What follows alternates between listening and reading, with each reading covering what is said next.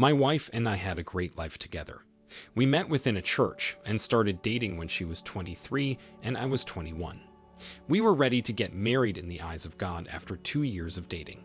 We didn't move in or sleep together before that, opting to wait until marriage. I was sure she was an angel. She knew how to cook and even brought me cooked meals while we dated. She made it clear that she knew how to be a traditional wife that honored her husband.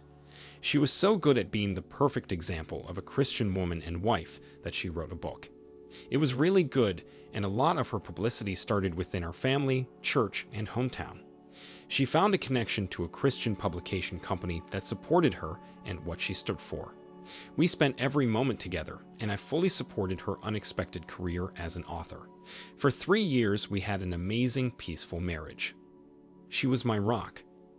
I loved how she excelled at the duties of a wife while managing to work on her second book. Before either of us knew it, she was going on her very first book tour. When she returned home, I unpacked her suitcase in the morning while she slept. A copy of her book fell out of a bundle of clothes. When I picked it up, I noticed she had signed it to someone named Ray with a sweet message and her phone number. I was so confused. Why would she do this? And why would she still have the book mixed in with her clothes? I woke her up and asked her about it. She is stumped and panicked, but plays it off as sleepy irritation. She asked me why I was going through her stuff. I told her I just wanted to help her unpack and found this. She calmly explained that it was for a woman named Ray who loved her book and had gotten lunch with her. She'd accidentally left it on the table when she left, so my wife planned to give it back to her. This didn't sound right.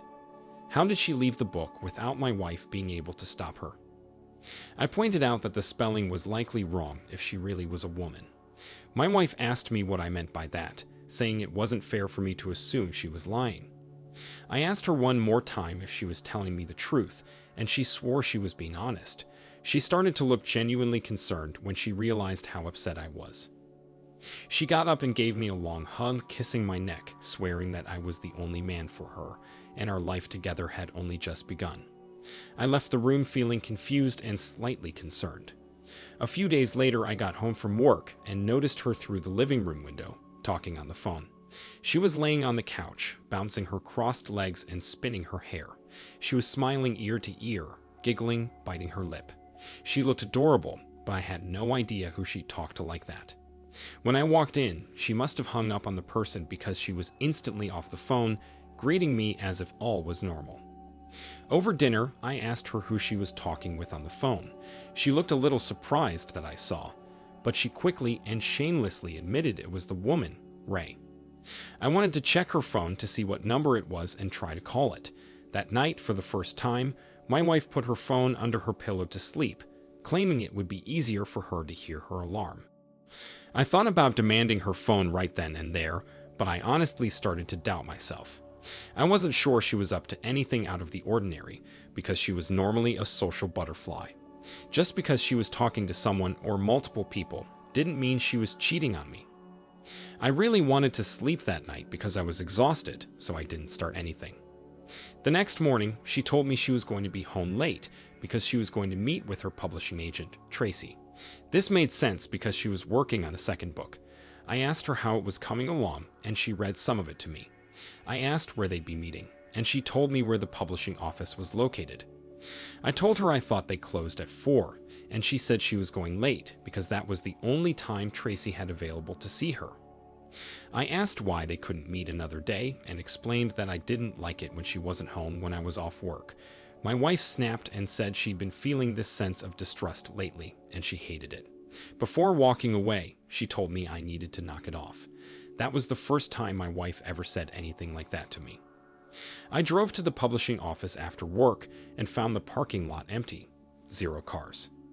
I drove around aimlessly for a bit, calling my wife over and over. I felt extremely lost and betrayed. I went home and tried to stay awake to wait for her, but I fell asleep around 1 a.m. I'm surprised that I didn't wake up whenever my wife got home. She just snuck into our room and went to bed. I found her the next morning, sound asleep.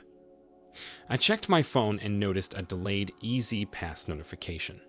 My wife never took the turnpike anywhere unless it was to promote her writing career, and in those situations she always told me.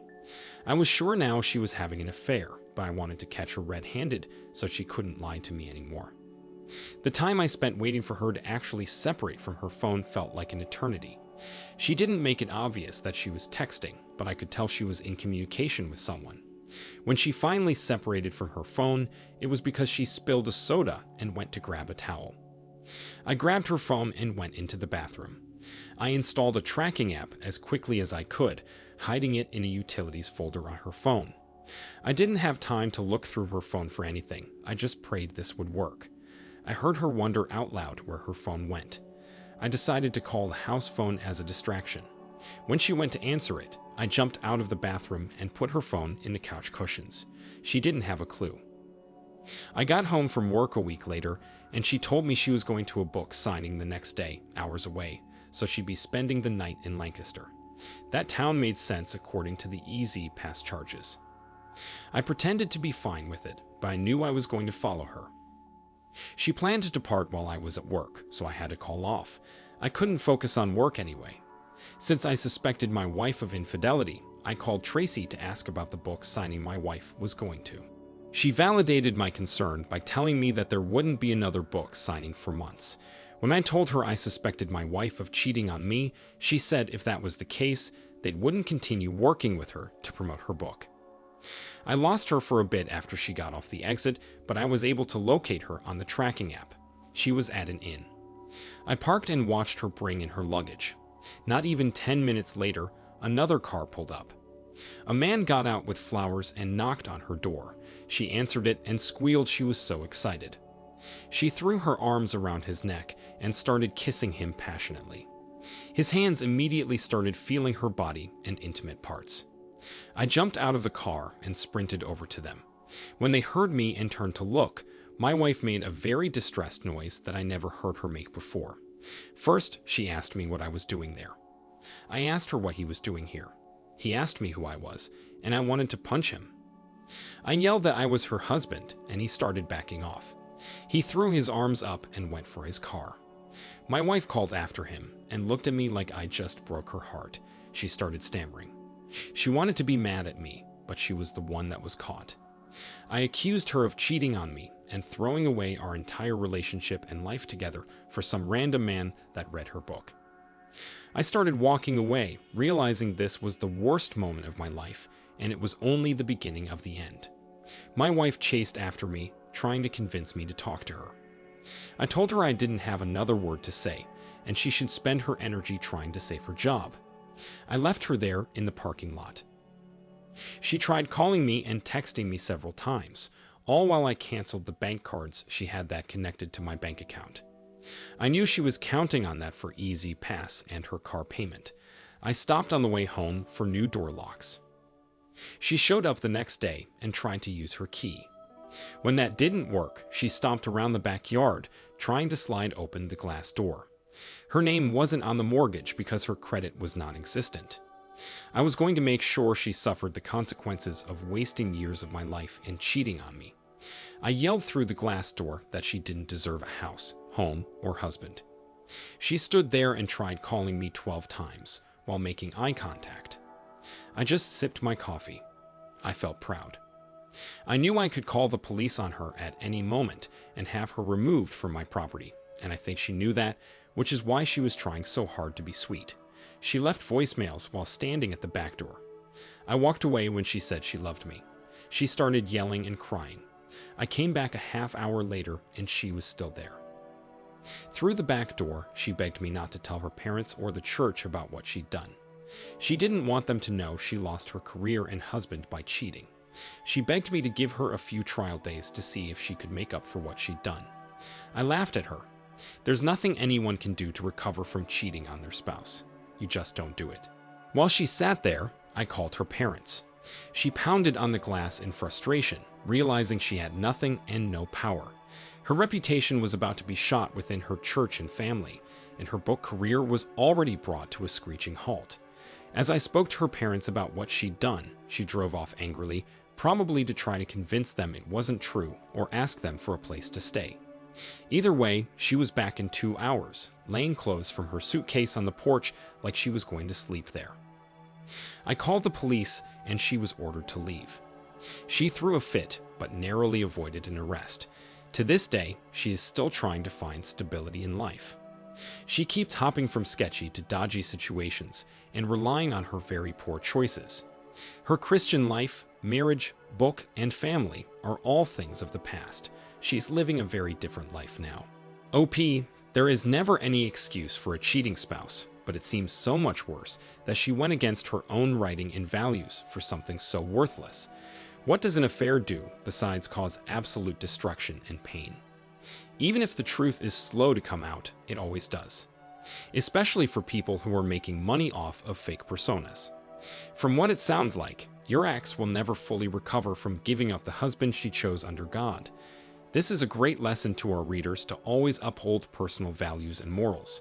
Never betray other people, especially people you love, for perceived personal gain. It never works out in the end when karma catches up to you.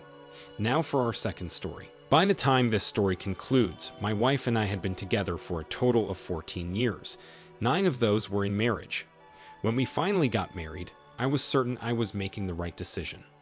I waited many years before proposing so I could be sure she was an honorable woman who truly wanted a lifelong relationship.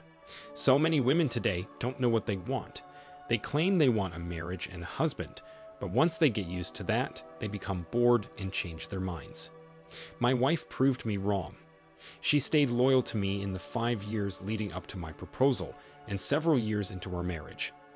She helped me through the loss of my father and all the times I struggled to press on. I was in college to become a surgeon, and it was no easy task.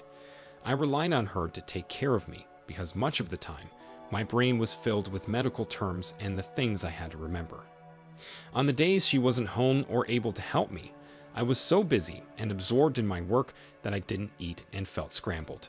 She was my rock and peace, the kind of woman a man makes his wife. Once I started working as a surgeon, I saved money for 1 year and then bought us a mansion. I don't like bragging, I'm just telling the truth. My wife was set for life. She had a man that loved her more than anything and chose to share his wealth, prosperity, and life with her. I knew she loved me because she stayed with me through the times when I was too busy and exhausted to give her any special attention. I made up for it by taking her out weekly to the hottest spots in town. Eating, dancing, go-kart racing, whatever she wanted. We went to festivals, concerts, parties, beaches, you name it. Eventually, we bought a yacht and started hosting parties. I could tell my wife was loving this. She started some social media accounts that became glorified. I didn't really like that, but I didn't feel like I could tell her to stop. So many people have accounts like it, and she really enjoyed it.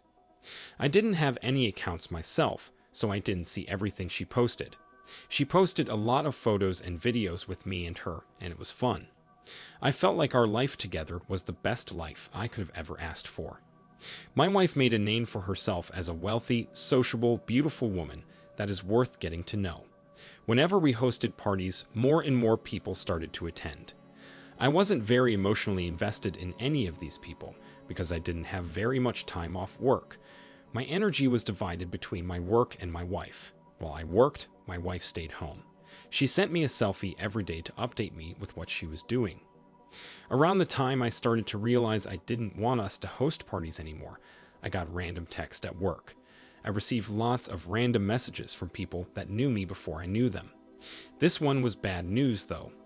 It said that my wife was messing around with people on the yacht while I was at work.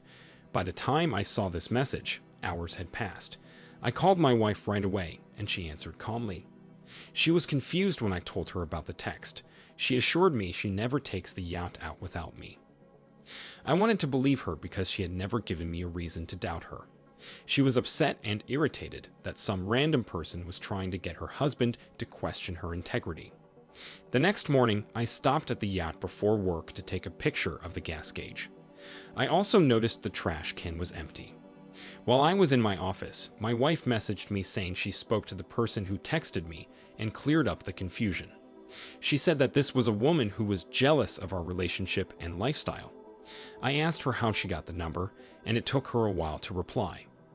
She finally admitted that she couldn't sleep the night prior, so she looked at my phone to get the number. I asked her what the woman's name was, and she didn't want to tell me. She just told me not to worry about it, and that encountering haters was inevitable. I let it go for the moment, and just replied asking her that we not host a party that weekend. I didn't feel like it, instead I wanted to spend time alone with her. She didn't reply to my message at all. On the way home, I checked the gas gauge of the yacht. It was noticeably lower. Noticing this, I started to snoop around the boat. Under a cushion, I found a button I didn't recognize. I laid on the bed and smelled cologne I didn't own. I continued looking for about 30 minutes before I checked the trash can. There, I found a bunch of used napkins and paper towels. I went home prepared to confront my wife with the evidence that she took the yacht out without me and must have had someone with her. Before I could get out a word, she demanded to know why I didn't want to host a party that weekend. In response, I asked her why she wanted to host another party this weekend. She just stared at me like I was stupid before she asked, "Why wouldn't we?" I was getting annoyed, so I told her I noticed the change in the gas gauge. She looked dumbfounded and asked me how I knew it was different, so I told her I checked it before I went to work. She blew up on me. She couldn't believe that I didn't trust her and went so far as to gather evidence against her. I told her it was my right to investigate my boat and wife for any signs of dishonesty. She scoffed and said she didn't know why I thought the gas was less, because she wasn't on the boat that day. That's when I brought up the stuff in the trash can. She looked extremely embarrassed and wouldn't make eye contact with me. She threw her hand up and walked away like a snotty supermodel. When Saturday morning came, she started preparing food that she wanted to bring on the yacht for a party. I reminded her that I didn't want her to host a party this weekend. I wanted her to stay home with me so we could spend quality time together. She said if I didn't want to go, I could stay home, but I couldn't make her stay home because it was her boat just as much as it was mine. This really irritated me. I told her she wasn't being a fair or considerate wife, and I missed how she used to be. Her face softened, and she said she just wanted to have a great time on the yacht with me and our friends in the time I had off. She got close to me and started rubbing my chest. In the hopes that I could spy on my wife and the people she spent time with, I caved in. I wanted her to believe I was going to have fun, even though this was strictly an investigation. On the boat, she talked to a lot of people, but it was mostly men. The women on the boat were just looking for the man that was going to worship them the way they believed they deserved, and the men on the boat just wanted to find the next girl to play with. All the conversation seemed pointless, and I was growing impatient. This wasn't what I had in mind when I considered marriage. I thought it would just be me and my wife, but now she chose to surround herself with other people.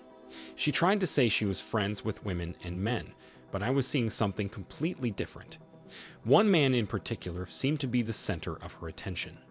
I approached them and introduced myself. He seemed innocent enough, just a regular guy with a regular business. However, he smelled like the mystery cologne on the bed below deck. The next morning before work, I installed a well-hidden camera on the boat, pointing at the bed. It was connected to an app on my phone. I could speak through the camera too. Even though I was suspicious, I was very surprised when I checked the live feed after I got out of surgery. I could see my beautiful wife going at it with the same smelly man. I watched in horror for a few seconds before I voiced my opinion through the camera. They both jumped, struggled to cover themselves, and looked around. It took them 9 minutes to find the camera. My wife was so infuriated that she rummaged around to find a wrench and started beating the camera. That was the woman she became. An entitled, selfish, inconsiderate monster that did not want to face the consequences of her actions. I posted the video of her getting caught online, and it got hundreds of thousands of views, more than her glorified accounts.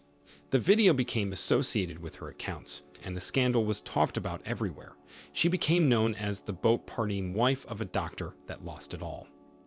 We had signed a prenup, so she didn't get anything in the divorce. I don't think she ever planned on doing what she did. She became brainwashed and obsessed with the attention and validation of people, men, that weren't her husband, and it poisoned her until she couldn't function as a loyal wife anymore. With her image ruined and nothing to her name, she had no idea what to do with herself. She tried so hard to turn her publicity into an opportunity for income, but she failed. She ended up taking a lousy job and room for rent, just to survive without me. OP, she chose to let other men into her life by hosting these parties, and she probably justified it because you were there for some of the time. Then she started seeing the man she was attracted to while you were at work. I'm sure that her online presence gave her the courage and entitlement she needed to entertain ideas of other men. She went from being an honorable, humble woman to one that was willing to cheat on the man she chose to marry and go through life with. This is a terrible consequence of zero self-control, zero accountability, and an ego blown way out of proportion. Maybe if she spent time meditating while you were at work, instead of posting on her phone and advertising her glamorous lifestyle, she might have remained loyal, thankful, and happy. Thank you for sharing your story and making your wife's sign a prenup. Thank you all for taking the time to listen to today's stories. If you enjoyed listening, please feel free to like and subscribe if you haven't already. Also, comment below with your thoughts on what happened. If there is a story you would like to share with me about your own situation or someone else's, then please do not hesitate to contact me. Take care.